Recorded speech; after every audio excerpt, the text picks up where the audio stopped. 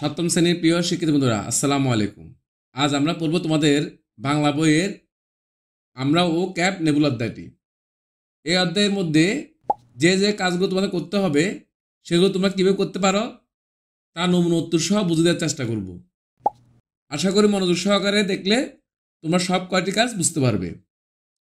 চলো ক্লাসটা শুরু করি। ক্লাস শুরুর পূর্বে তোমাদেরকে অনুরোধ করব, যদি তোমাদের কাছে আমাদের ক্লাসগুলো ভালো লাগে তাহলে অবশ্যই একটা লাইক এবং চ্যানেলটি সাবস্ক্রাইব করে রাখবে। আমরা ও ক্যাপ নেবুলা, মোহাম্মদ জাফর ইকবাল। কে লিখেছে? মোহাম্মদ জাফর ইকবাল। এটি একটি কল্পনা নির্ভর লেখা। তোমাদের মূল বইয়ের পঞ্চম অধ্যায়ের পঞ্চম পরিচ্ছেদ এটা। আমি সবসময় বলি, কাজগুলো করার আগে তোমরা অবশ্যই কি করবা, আমরা ও ক্যাপ নেবুলা লেখাটি ভালোভাবে পড়ে নিবা। আমি লেখাটি পড়লাম না, লেখাটি পড়তে গেলে কি আমাদের ভিডিও অনেক লম্বা হয়ে যাবে। তোমরা গল্পটি পড়ার পরে তোমরা শব্দ অর্থ পড়ে নিবা, প্রয়োজনে শব্দ তোর মুখস্থ করে নিবে একেবারে। তোমাদের কাজ শুরু 112 পৃষ্ঠা থেকে। 112 পৃষ্ঠার মধ্যে কিছু প্রশ্ন আছে, তোমার প্রশ্ন উত্তরগুলো কি লিখতে হবে। এখানে দেখো প্রশ্ন উত্তর কিভাবে লিখতে পারো। তোমাদের প্রথম প্রশ্নটা কি দেওয়া আছে? বৈজ্ঞানিক কল্পকাহিনী বলতে কি বুঝো? বিজ্ঞানের বিভিন্ন ধারণাকে কেন্দ্র করে লেখা কাল্পনিক গল্পকে বৈজ্ঞানিক কল্পকাহিনী বলে। তাহলে কি বুঝলাম আমরা? বিজ্ঞানের বিভিন্ন ধারণাকে কেন্দ্র করে লেখা কাল্পনিক গল্পকে বৈজ্ঞানিক কল্পকাহিনী বলে। খ, আগে আর কোন ধরনের কল্পকাহিনী তুমি পড়েছ? গল্পটা পড়লা তুমি, এরকম কল্পকাহিনী তুমি আগে পড়ছ? তুমি লিখতে পারো, এর আগে আমি রূপকথা, পশুপাখির কাহিনী, দৈত্য দানবের কাহিনী জাতীয় কল্পকাহিনী পড়েছি। আমরা ও ক্যাপ নেবুলা গল্পের কোন কোন ঘটনা কাল্পনিক? এই যে গল্পটা আছে তোমাদের এখানে অনেকগুলো ঘটনা আছে কাল্পনিক, এখানে মধ্যে কোনটা কোনটা কাল্পনিক মনে হচ্ছে তোমার কাছে? আমরা ও ক্যাপ নেবুলা গল্পের রঞ্জুর বলা ভালুক ময়ূরের ঘটনা, মহাকাশের আগন্তুক ঘটনা, রোবটের ও কাঠির মতো মানুষের ঘটনাগুলো কাল্পনিক। এরপর প্রশ্ন আছে, এই গল্পের কোন কোন ঘটনা বাস্তব? যে ঘটনা পড়লো তোমরা, যে গল্পটা পড়ছো তোমরা, এই গল্পের মধ্যে কিছু ঘটনা আছে বাস্তব। কোনটা কোনটা? এই গল্পের রঞ্জুর আব্বা, আম্মা ও বোন শিউলির সাথে যেসব ঘটনা ঘটে তা বাস্তব ঘটনা। যেমন রঞ্জুর বাবা মার সঙ্গে ঘুমানো, শিউলির সঙ্গে এক ঘরে শুতে দেওয়া, পরিবারের সদস্যদের সঙ্গে কথোপকথন, রঞ্জুর চমৎকার চমৎকার গল্প ফাঁদা, দোয়াত ভেঙে যাওয়ার ঘটনা ইত্যাদি। এই ঘটনাগুলো কি বাস্তব ঘটনাগুলো। উমন আবার কি বলছে দেখো, রূপকথার সাথে বৈজ্ঞানিক কল্পকাহিনী মিল অমিল কোথায়? রূপকথা গল্প আছে, বৈজ্ঞানিক কল্পকাহিনী আছে, এর মধ্যে মিল অমিল কোথায়? রূপকথা ও বৈজ্ঞানিক কল্পকাহিনীর প্রধান মিল হচ্ছে দুটি কল্পিত। দুটি কি কল্পিত, তোমরা কল্পনা করে লেখা হয়। রূপকথার কাহিনীতে থাকে লোকমুখ প্রচলিত নানা চরিত্রের গল্প। রূপকথার কাহিনীতে কি থাকে? আমাদের লোকমুখে প্রচলিত নানা চরিত্রের গল্প, যেমন রাজা রানী, রাক্ষস, পরী, মৎস্যকন্যা, ডাইনি ইত্যাদি গল্প। এগুলো সবগুলো কি রূপকথা গল্পের মধ্যে থাকে এগুলো। অন্যদিকে বৈজ্ঞানিক কল্পকাহিনীতে থাকে উন্নত বিজ্ঞান ও প্রযুক্তি নির্ভর নানা কাহিনী ও চরিত্রের গল্প, যেমন মহাকাশ অনুসন্ধান, সময় ভ্রমণ, মহাবিশ্বের জীবন, রোবট ইত্যাদি গল্প। তাহলে বুঝতে পারছো তোমরা, রূপকথা এবং বৈজ্ঞানিক কল্পকাহিনীর মধ্যে কিছু মিল কিছু অমিল আছে। এই কাজটা তোমাদের কত পৃষ্ঠা আছে?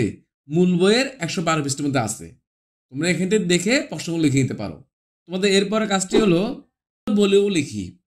113 পৃষ্ঠার মধ্যে আছে কাজটা। আমরা ও ক্যাপ নেবুলা গল্পটি নিজের ভাষায় বলো এবং নিজের ভাষায় লেখো। যে গল্পটা তোমার পড়লা, এই গল্পটা নিজের ভাষায় বলতে বলছে এবং নিজের ভাষায় লিখতে বলছে। কিভাবে লিখতে হবে দেখো, আমরা ও ক্যাপ নেবুলা গল্পের মূল চরিত্র রঞ্জু। মানে এখানে এই গল্পের মূল চরিত্রের নাম কি? রঞ্জু। রঞ্জু একজন কল্পনা শক্তির অধিকারী বালক। সে প্রচুর বানিয়ে গল্প বলে ও ধীরে ধীরে তার এই প্রবণতা বাড়তে থাকে। সবচেয়ে বেশি বেড়ে যায় যখন সে সায়েন্স ফিকশন পড়া শুরু করে। রঞ্জুর গল্পগুলোর সবচেয়ে বড় শ্রোতা তার বড় বোন শিউলি। তার গল্পগুলো সবচেয়ে বেশি কে শুনে? তার বড় বোন শিউলি। একদিন রঞ্জুর শিউলিকে বলল সে নাকি একটা রোবটের দেখা পেয়েছে।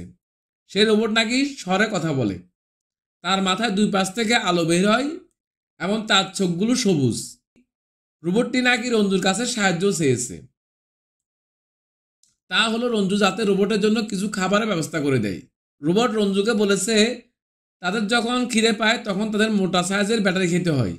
কি বলছে, মানে রোবটটা রঞ্জুকে বলছে রোবট যখন খিদে লাগে তখন কি ওরা মোটা সাইজের কি খেতে হয়, ব্যাটারি খেতে হয়। রঞ্জু তখন রোবটের কাছ থেকে টাকা নিয়ে তাকে 2 ডজন ব্যাটারি কিনে দিল। রঞ্জু কি করছে, রোবটের কাছ থেকে টাকা নিয়ে তাকে কি 2 ডজন ব্যাটারি কিনে দিল এবং সেগুলো রোবট কসকস করে খেয়ে ফেললো। কাকে বলতেছিল কথাগুলো? রঞ্জু তার বোনকে বলতেছিল। উপকারের বিনিময়ে রোবটটি রঞ্জুকে তেঁতুলে বিচির মতো কিছু দিল। সেগুলো থেকে গাছ হয় এবং সেই গাছ থেকে ক্যান্সারের ওষুধ আবিষ্কার করা যায়। শিউলি মনোযোগ দিয়ে শুনলেও এর কিছুই বিশ্বাস করেনি। একদিন রঞ্জু মায়ের বকা খেয়ে মন খারাপ করে ছাদে গিয়ে বসলো। হঠাৎ দেখলো একটি ছোট মহাকাশ যান এসে ছাদে নেমেছে। সেখান থেকে মানুষের মতো একটি প্রাণী বের হয়ে আসলো। সে বাংলায় কথা বলতে পারে। তাদের মহাকাশযানের ফুয়েল ট্যাঙ্কে একটি লিক দেখা দেওয়ায় সে রঞ্জুর কাছে সাহায্য চাইতে এসেছে। ওই যে মহাকাশযান নামছে, ওদের ফুয়েল ট্যাঙ্ক যেটা আছে ওখানে একটা লিক হয়ে গেছে। একটা লিক হওয়ার কারণে রঞ্জুর কাছে সাহায্য জন্য ওরা আসছে। রঞ্জুর কাছে থাকার সুইংগাম দিয়ে সে তার মহাকাশযান লিক ঠিক করে দিল। এবার তারা তাদের বাসস্থান ক্যাপ নেবুলাতে ফিরে যেতে পারবে। ফিরে যাওয়ার সময় অদ্ভুত সেই প্রাণী রঞ্জুকে একটি আমড়া উপহার দিল। আমরা আটি দেখতে ক্যাপ নেবুলার মতোই। রঞ্জু এবার শিউলিকে পুরো কাহিনী বলার উৎসাহ পেল না। শিউলি যখন তাকে জিজ্ঞেস করলো সে আমরা কোথায় পেয়েছে, রঞ্জু জবাব দিল সবাই যেখানে পাই সেখানে পেয়েছি। মূল বইয়ের মধ্যে যে গল্পটা আছে ওই গল্পটাকে তুমি নিজের ভাষায় এভাবে লিখতে পারো। আমি চেষ্টা করেছি সংক্ষেপে লেখার জন্য, কিন্তু তোমাদের মূল বইয়ে যে গল্পটা আছে গল্পটা কি বেশ খানিকটা বড়, এজন্য নিজের ভাষায় লিখতে গেলে এতটুকু লেখা লাগবে। তোমাদের এরপরে কাজটি হলো লেখা নিয়ে মতামত। আমরা ও ক্যাপ নেবুলা রচনাটি যেসব বক্তব্য নিয়ে তোমার মতামত হয়েছে বা মনে প্রশ্ন জেগেছে তা নিচের ছকে লেখো। মানে এই গল্পটা নিয়ে তোমার যদি কোনো মতামত থাকে অথবা জিজ্ঞাসা থাকে, এটা নিয়ে কি তুমি ছকটা পূরণ করতে বলছে।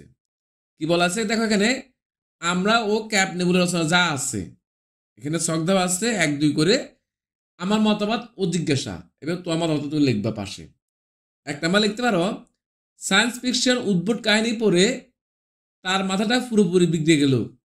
এরকম একটা লেখা কোথায় আসছে, ওই গল্পটার মধ্যে আসছে। তোমার প্রশ্ন আসছে কি, এই বক্তব্যটির যৌক্তিকতা খুঁজে পাওয়া যায় না। সায়েন্স ফিকশন পড়ে অনেকের কল্পনা শক্তি বিকশিত হয়।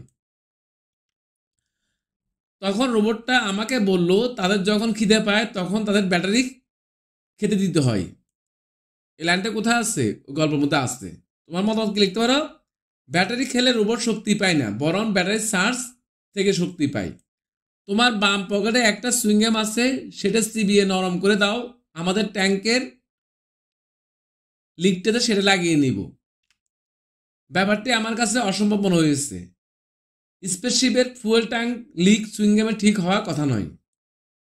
মানে যে ও বলতেছে কি ফুয়েল ট্যাঙ্ক যেটা থাকে ওটা লিক হয়ে গেছে গা, সুইংগাম দিয়ে কি হয়ে যাবে, ওটা ঠিক হয়ে যাবে। কিন্তু তোমার মতামত হচ্ছে কি সুইংগাম দিয়ে এটা কি ঠিক হওয়ার কথা নয়। ব্যাটারি কেনার পোষে ফেলি কই, রোবটটাই দিল, তার কাছে সব দেশের টাকা আছে। এই লাইনটা কি গল্পের মধ্যে আছে। তোমার মতামত লিখতে পারো, এটি বিশ্বাসযোগ্য কথা নয়, কোনো দেশের টাকা সে ছাপাতে পারবে না, এটা অপরাধ। তাহলে রোবটের কাছে কিভাবে সব দেশের টাকা থাকবে। এটা তোমার একটা মতামত, তুমি লিখতে পারো এটা। ঠিক আছে, এটা আমাদের কি মূল বইয়ে আছে, এটা এই ছকটা আমাদের মূল বইয়ের এই ছকটা আছে, তুমি এখানে দেখে লিখে নিতে পারো। তোমাদের এই গল্পটার মধ্যে শেষ যে লেখাটা আছে সেটা হলো 115 পৃষ্ঠার মধ্যে কল্পনা নির্ভর রচনা লিখি। এবার তুমি একটি কল্পনা নির্ভর গল্প লেখো। লেখাটা তুমি বানিয়ে লিখতে পারো, কিংবা সেটা তোমার আগে থেকে পড়া বা কারো কাছ থেকে শোনা গল্প হতে পারে। লেখার শুরুতে একটা শিরোনাম দাও। তুমি একটা গল্প লিখতে পারো এভাবে, 3 রোবটের গল্প। ক বিজ্ঞানী তৈরি করলেন 3টি রোবট।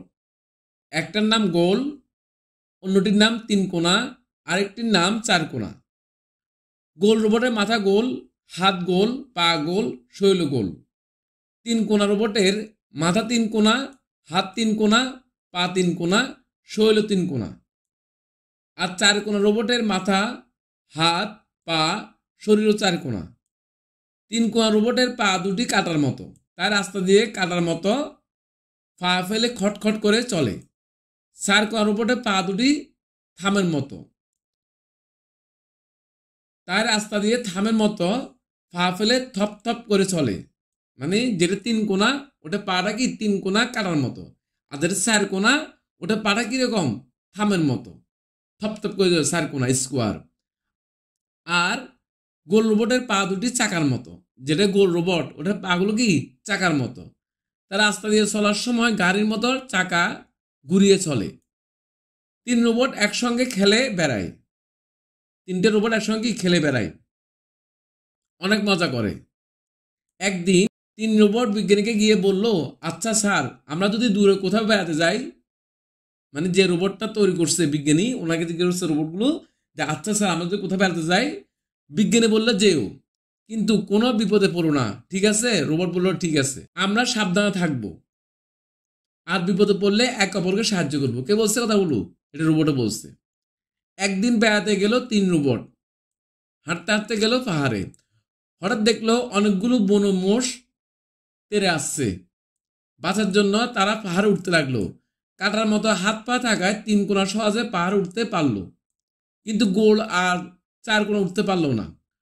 তখন 3 কোনা ওদের দিকে একটা দড়ি ছুঁড়ে দিল। গোল আর 4 কোনা দড়ি ধরে থাকলো, আর 3 কোনা ওদের দড়ি ধরে টেনে তুললো। তুমি গল্পটা পড়লে তুমি মজা পাবা যদি বুঝতে পারো গল্পটা জিনিসটা। এরপর বনো মোষগুলো চলে গেল, 3 রোবট আবার নিচে নেমে এলো। তারা পাহাড়ে কে সাহায্য করছে? 3 কোনা সাহায্য করছে। পাহাড়ের পাশে ছিল এক নদী। গোল রোবট বলল, পাহাড়ে বেড়ানো বিপদ, তার চেয়ে চলো আমরা নদীতে খেলি। 3 রোবট তখন নদীতে নেমে খেলতে লাগলো। হঠাৎ একটা কুমির এগিয়ে এলো তাদের দিকে। 4 কোনা তখন নৌকার মতো বেশি উঠে সাঁতার কাটতে লাগলো, কিন্তু গোল ও 3 কোনা কিছুতেই সাঁতার কাটতে পারলো না। 4 কোনা রোবটটা কি সাঁতার কাটতে পারতেছে 4 কোনা হওয়াতে, কিন্তু গোলটা এবং 3 কোনা কি কিছু করতে পারলো না। 4 কোনা বলল, তোমরা আমার পা দুটি ধরো, আমি তোমাদের তীরে নিয়ে যাব। গোল আর 3 কোনা হঠাৎ দেখলো একটা কুকুর। কুকুরের দেখে 3 রোবট বলল, আরে এটা আবার কি জিনিস? কথাটি শুনে রেগে গেল কুকুর, এমনি ঘেউ ঘেউ করে তেড়ে গেল 3 রোবটের দিকে। দৌড় দিল 3 রোবট। 3 কোনা কাটার মতো খটখট করে পা ফেলছে, এগোতে পারছে না। 4 কোনাও থমের মতো থপথপ করে পা ফেলছে, এগোতে পারছে না। গোল বলল, তোমরা আমরা হাত দুটি ধরে ঝুলে থাকো, আমি দৌড়াচ্ছি। 3 কোনা ও 4 কোনা তখন গোলের হাত ধরে ঝুলে থাকলো। গোল তার পা দুটিকে চাকা বানিয়ে গাড়ির মতো সাঁ করে ছুটে চললো। তাহলে কি এখানে মানে আমাদের কুকুর থেকে বাঁচার জন্য কি করছে? গোল কোনা গোল যে চাকাটা আছে গোল রোবটটা ওটা হেল্প করছে। সে থেকে গোল 3 কোনা আর 4 কোনা এই 3 রোবট আরো ভালো বন্ধু হলো। এটা একটা গল্প, কাল্পনিক গল্প। এটা 3টে রোবটের গল্প, একটা গোল, একটা 3 কোনা, একটা 4 কোনা, একজন একজনকে বিপদে সাহায্য করছে। এই কারণে তোমাদের কি আরো একটু ভালো বন্ধুত্ব তৈরি হয়েছে। এটাও লিখতে পারো, অথবা এরকম একটা গল্প তুমি বানিয়ে বানিয়েও লিখতে পারো। আশা করি বুঝতে পেরেছ তোমাদের এই অধ্যায়ে যে কাজগুলো আছে কাজগুলো কিভাবে করতে হবে। আমি চেষ্টা করেছি খুব সংক্ষেপে অল্প সময়ের মধ্যে তোমাদের কাজগুলো বুঝে দেওয়ার জন্য।